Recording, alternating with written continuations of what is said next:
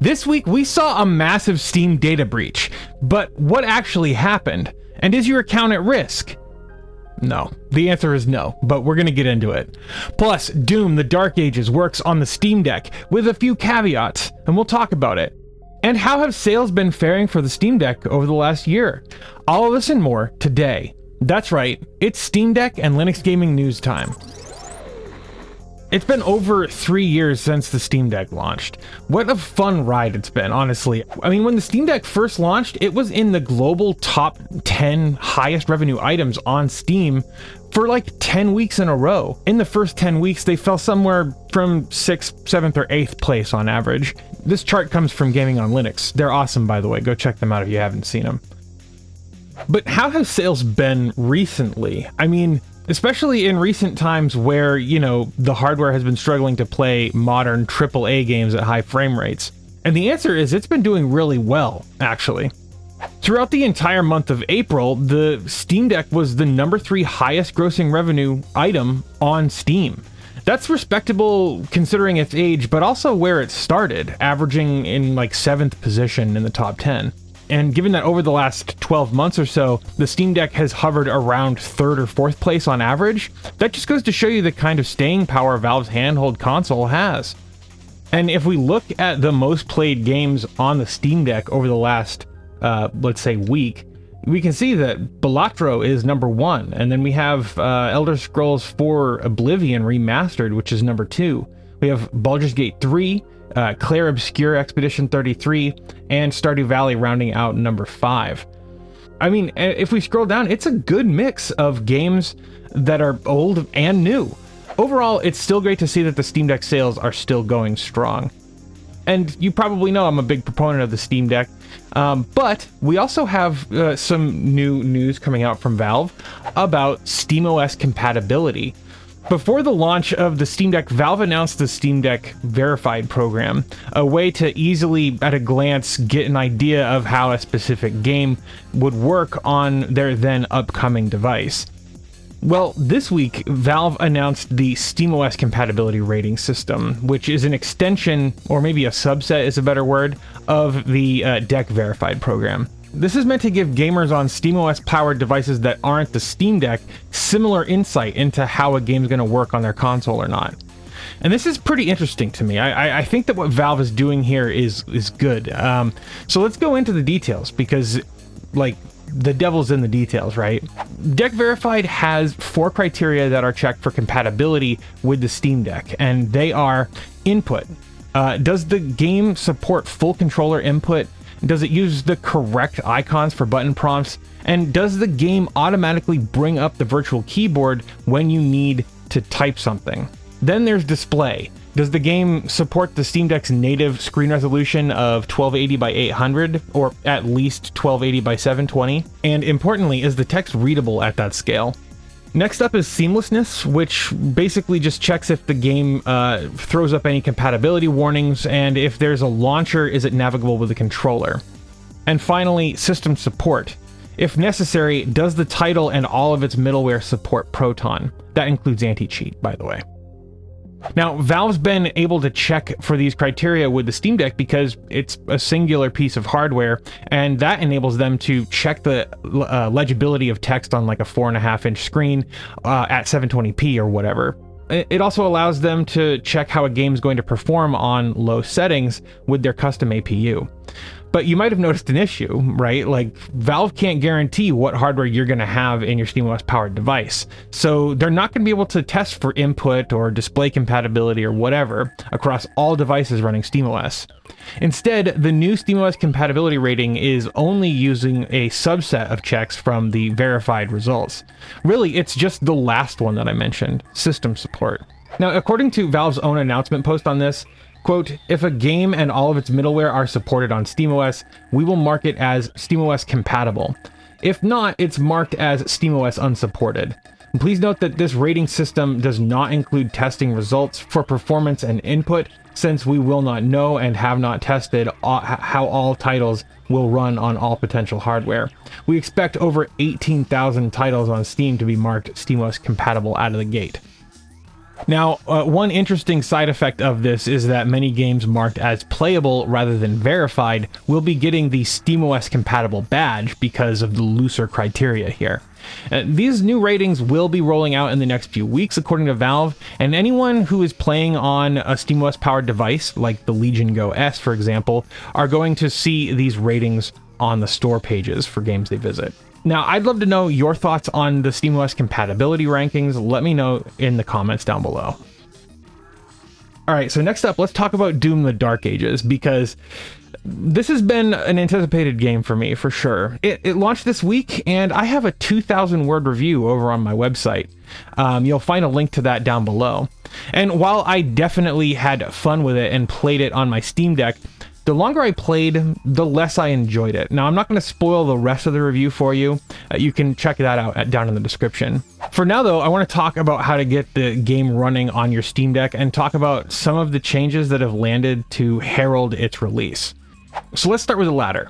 Mesa 25.0.6 was released, and this is a new build that adds a bunch of fixes for a handful of games, including Skin Deep, Psychonauts, Indiana Jones and the Great Circle, Kingdom Come Deliverance 2, Tomb Raider 4 through 6 Remastered, and Dota 2.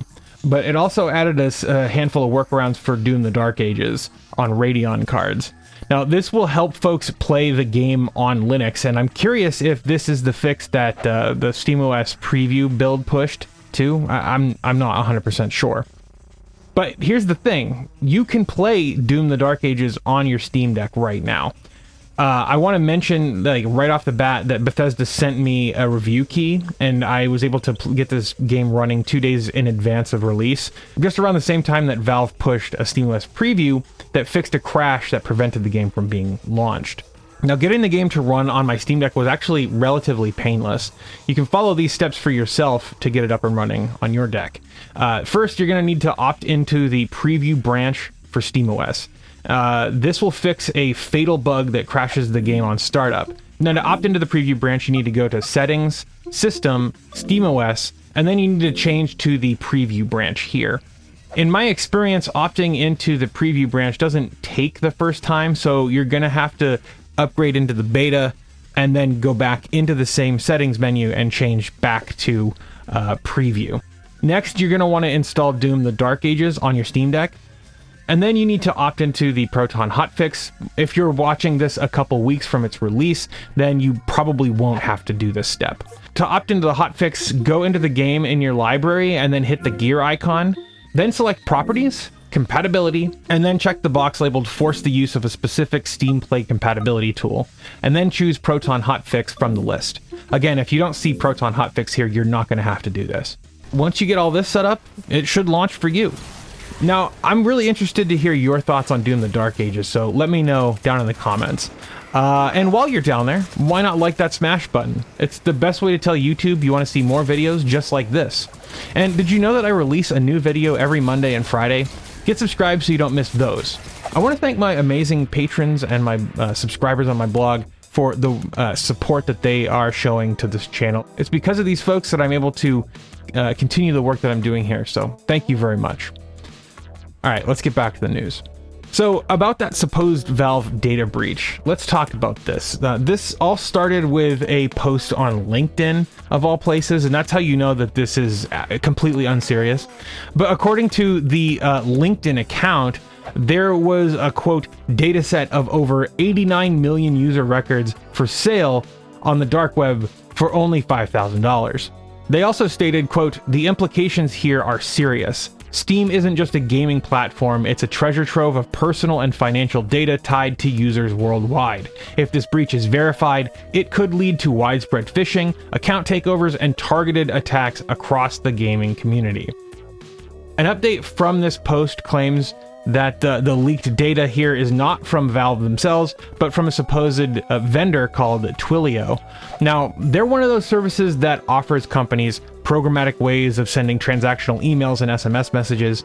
You know, when you get like an SMS text saying, here's your login code for your bank.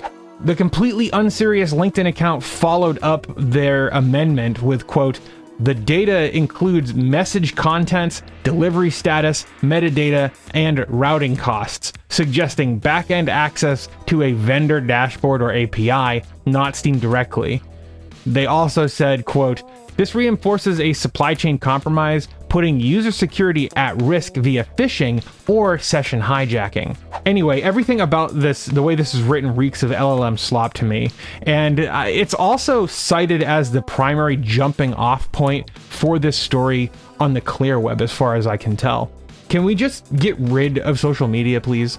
So, being the consummate journalist and professional that Liam is, Liam from Gaming on Linux reached out to Twilio and Valve, and he got a response from both parties on this story. According to Twilio, quote, "There is no evidence to suggest that Twilio was breached. We have reviewed a sampling of the data found online and see no indication that this data was obtained from Twilio." And Valve posted their statement to Liam on the Steam community. "You may have seen reports of leaks of older text messages that had previously been sent to Steam customers. We have examined the leak sample and have determined that this was not a breach of Steam systems. We're still digging into the source of the leak, which is compounded by the fact that any SMS messages are unencrypted in transit and routed through multiple providers on the way to your phone. The leak consisted of older text messages that included a one-time code, which were only valid for 15-minute timeframes, and the phone numbers that they were sent to. The leak data did not associate the phone numbers with a Steam account, password information, payment information, or other personal data. Old text messages cannot be used to breach the security of your Steam account, and whenever a code is used to change your Steam email or password using SMS, you will receive a confirmation via email and/or your Steam secure messages. You do not need to change your passwords or your phone numbers as a result of this event. It is a good reminder, though, to treat any account security message that you have not explicitly requested as suspicious. This part is critical. We also recommend setting up the Steam Mobile Authenticator if you haven't already, as it gives us the best way to send secure messages about your account and your account's safety. So, suffice it to say, this is a bit of a nothing burger. The provenance of this data is unclear, and the only useful thing here that was leaked for, unscrupulous actors was phone numbers, which may be leaked to a Steam account. Hypothetically, this could be used for phishing attacks, and it probably will be, but it's always advisable to enable two-factor authentication and never respond to text messages asking for you to log in. Now, this has been another interesting week for Steam Deck news and Linux gaming in general. I want to thank all of the members on Patreon, my YouTube members, and my blog subscribers for making this show a reality. If you'd like to see your name listed over here, you can use the links below to make a monthly contribution. Thanks for watching, and I'll see you guys on Monday.